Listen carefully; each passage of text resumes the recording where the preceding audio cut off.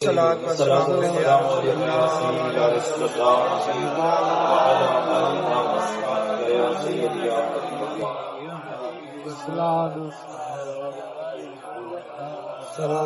سب کو ماہ محرم الحرام اور اس ماہ محرم میں بطور خاص اہل بیت کا ذکر، شہداء کربلا کا ذکر سننا اور سنانا اللہ تعالیٰ نصیب فرمائے۔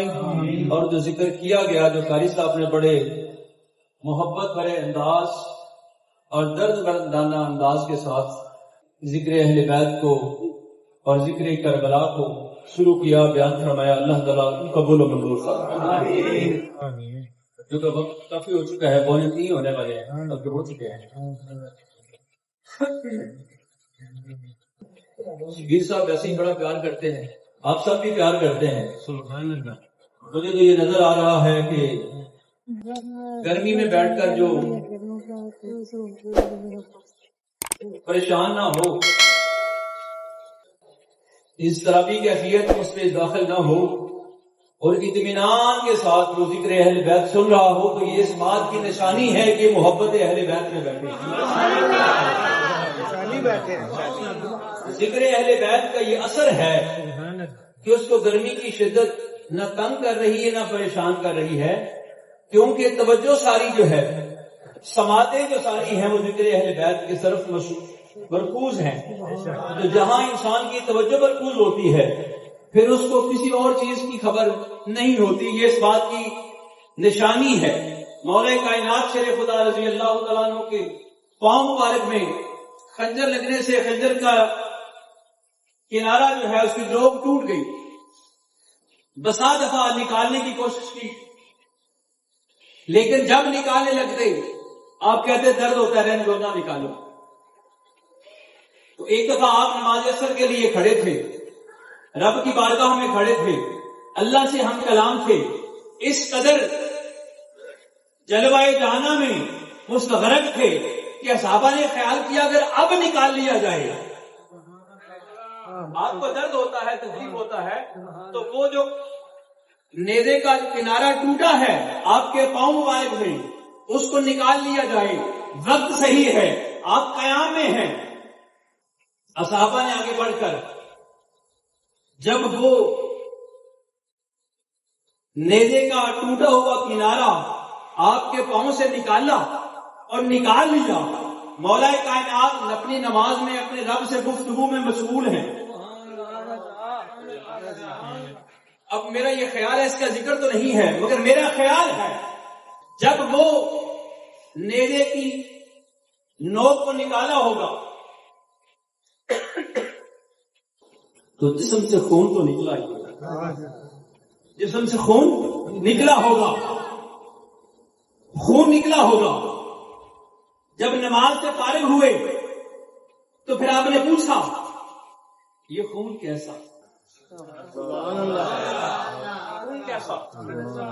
صحابہ نے عرض کیا اے امیر المومنین، اے مولا کائنات، اے فاطمہ کے سر کے تاج، وہ جو نیزے کے نوک آپ کے پاؤں میں ٹوٹی تھی، آپ نکالنے نہیں دیتے تھے تو وجہ تکلیف، حضور ہم نے وہ نکالی ہے۔ آپ نے کہا اللہ، مجھے اللہ کی عزت کی قسم ہے مجھے خبر تک نہیں ہوئی کہ آپ نے میرے جسم سے وہ لوگ نکال دیے۔ یہ ہے استغراق۔ مستغرق ہو کر انسان جب جس ذکر میں مستغرق ہوتا ہے تو باقی چیزیں پھر ماسوا ہو جاتی ہیں۔ اب یہاں ایک سوال ہے جو میرے ذہن میں آیا، میں آپ تک پہنچانا چاہتا ہوں۔ علماء کرام ارشاد فرماتے ہیں انسان نے وضو کیا، وضو شرط ہے نماز کے لیے، وضو شرط ہے نماز کے لیے، اگر وضو نہ ہو تو نماز ساڑی تو نہیں ہوتی، کئی دی ہو سکتی جی، ساڑی نہیں ہوتی، نماز نہیں ہوتی۔ نماز پڑھتے ہوئے وضو ٹوٹ جائے، نماز ضائع ہو جاتی ہے، دوبارہ سے پڑھنی پڑے گی۔ اگر جسم سے خون نکل آئے، مسئلہ ہے یہ، میں بیان کر رہا ہوں، آپ علماء سے پوچھ لیجیے گا.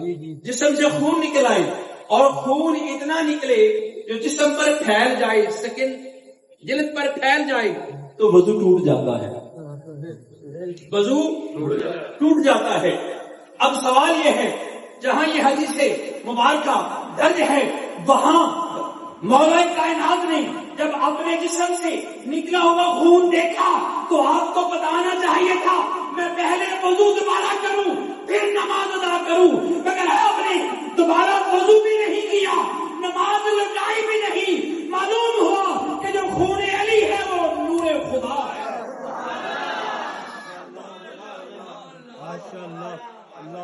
جس سے وضو نہیں ٹوٹتا، وضو نہیں ٹوٹا. بلکہ اگر میں اور بات بتا دوں آپ کو، جو ذکر ہوتا ہے اہل بیت کا، جو ذکر ہوتا ہے سیدہ فاطمہ الزہرا رضی اللہ تعالی عنہا کا، امام حسنین کریمین کی والدہ محترمہ کا، آپ کی حیات طیبہ کی پاکیزگی کا عالم میں بیان کرنے لگا ہوں آپ کے سامنے، صرف توجہ کے لیے، کمپیریزن کے لیے، موازنہ کرنے کے لیے. آپ کو اپنی زندگی میں ہماری سب کی خواتین ناپاکی کے ایام سے گزرتی ہیں، ہر خاتون گزرتی ہے جو سنگ بلاغت کو پہنچ جاتی ہے، مگر سیدہ زہرا پاک کی پاکیزگی کا یہ عالم ہے کہ رب کعبہ نے اس ناپاکی سے بھی آپ کو پاک رکھا. یہ تو بات کرتے ہیں نبی کو اپنے جیسا کہتے ہیں. میں نے کہا ارے نبی کی بات ورال ورا ہے، اپنی بیویوں کو فاطمہ جیسا نہیں گردان سکتے تو جن کی بیٹی کا یہ حال ہے اس کے بعد کا مقام کیا ہوگا.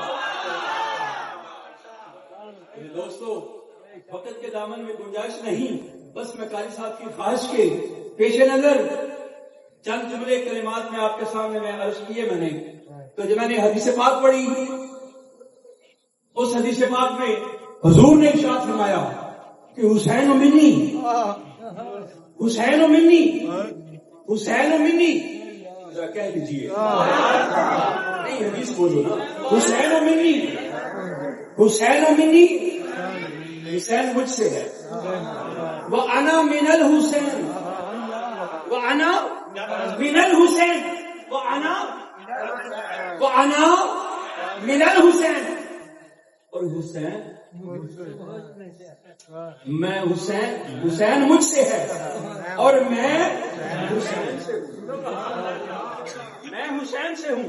یہ بات سمجھنے کی ہے، اگر سمجھ آ جائے غور کرنے کی ضرورت ہے کہ یہ تو بات سمجھ آتی ہے. اب میرا پوترا میرے بچوں، اے پتر میرا میرے بچوں، میں اپنے باپ بچوں. یہاں بات کچھ اور ہے، یہاں معاملہ کچھ اور ہو رہا ہے. یا رسول اللہ صلی اللہ علیہ وسلم یہ بات تو سمجھ آتی ہے حسین و منی، حسین مجھ سے ہے، تو انا من الحسین. یہ بات سمجھ نہیں آتی کہ آپ حسین سے کیسے ہیں. آپ نے کہا یہ وقت بتا دے گا، پتا چل جائے گا. آج حسین مجھ سے ہے، روزے قیامت، روزے کربلا میں حسین سے ہو جاؤں گا. حسین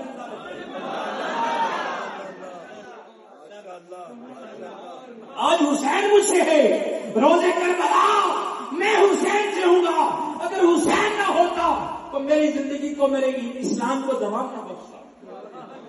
تو حسین نے میری زندگی کو، میرے مشن کو، میرے اسلام کو دوام بخشا اور قیامت تک اس کو زندہ رکھا. گرامی قدر میرے دوستو، رہی بات، دو جملے عرض کرنا چاہتا ہوں. یہ بات ذہن نشی رکھ لیجئے گا، اگر رکھ لیں تو انشاءاللہ میرا خیال ہے رستہ آسان ہو جائے گا. آپ کے سامنے کوئی تاغوتی آندھی چلے تو آپ کو ہلا نہیں سکے گی. سوال یہ ہے کیا امام پاک امام حسین علیہ السلام کی ناراضگی کربلا میں جا کر ہوئی یا اس سے پہلے تھی؟ یہ تو ظلم کی داستان سناتے ہیں نا، ظلم کہ اس نے بربریت کی اپنی طاقت کا استعمال کیا تو کیا وہاں جا کر یہ بات ہوئی؟ نہیں، وہاں جا کر بات نہیں ہوئی. بات کب ہوئی؟ بات تب ہوئی یزید پڑھتا تھا لا الہ الا اللہ محمد رسول اللہ، پڑھتا تھا. کیوں جی بڑا کی خیال ہے؟ پڑھتا تھا، اذانیں دیتا تھا، کسی ممبر پر بیٹھ کر خطبہ بھی دیتا تھا، اذان میں نام محمد چومتا بھی تھا، سنتا بھی تھا، مگر اس کے ساتھ اسلام کے قوانین کو پامال کرتا تھا، اسلام کے قوانین کو توڑتا تھا، جس پر اللہ کے پیارے محبوب علیہ السلام کے لخت جگر امام حسین علیہ السلام نے انکار کیا. ارے ایسے شخص کی ہم بیعت نہیں کر سکتے، ایسے شخص کی حکومت کی ہم ترجمانی نہیں کر سکتے، اس کی ہاں میں ہم ہاں نہیں ملا سکتے. جو اللہ اور اللہ کے رسول کے احکام کی بغاوت کرے، میرے دوستوں، حسینی بننے کے لیے یہ ضروری ہے کہ ہم یزید کی مخالفت کریں، یزید کے اعمال کی مخالفت کریں. کیا یزید شراب پیتا تھا؟ ہم شراب پینے والوں سے کنارہ کشی اختیار کریں. یزید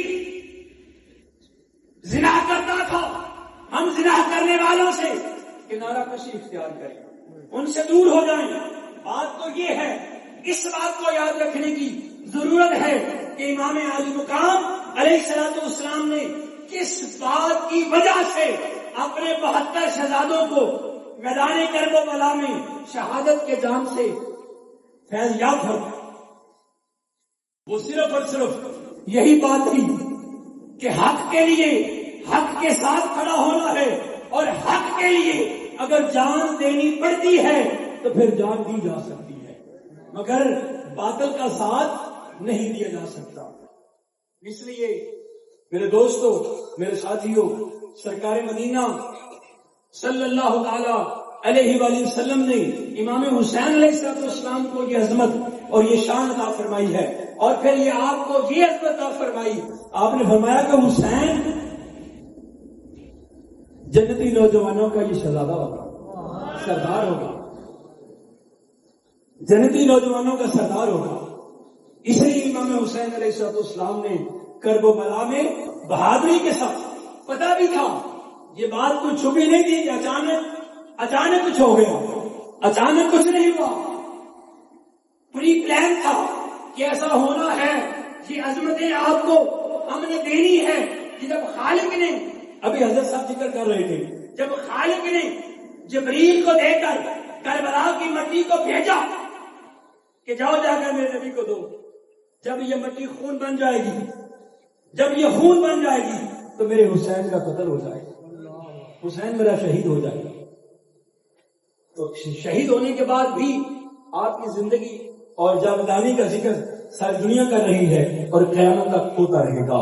اللہ رب العزت ہمیں امام حسین علیہ السلام کے ساتھ محبت، والہانہ محبت و عقیدت کی توفیق عطا فرمائے. اور یہ بات بپانگے دوہر ہمیں اعلان بھی کرتے رہنا چاہیے کہ حسین زندہ باد، حسین زندہ باد، حسین زندہ باد، حسین زندہ باد. ویری جو حسین دا، ویری جو حسین دا، اوہ برباد، حسین زندہ باد، حسین زندہ. صلی اللہ علیہ وسلم.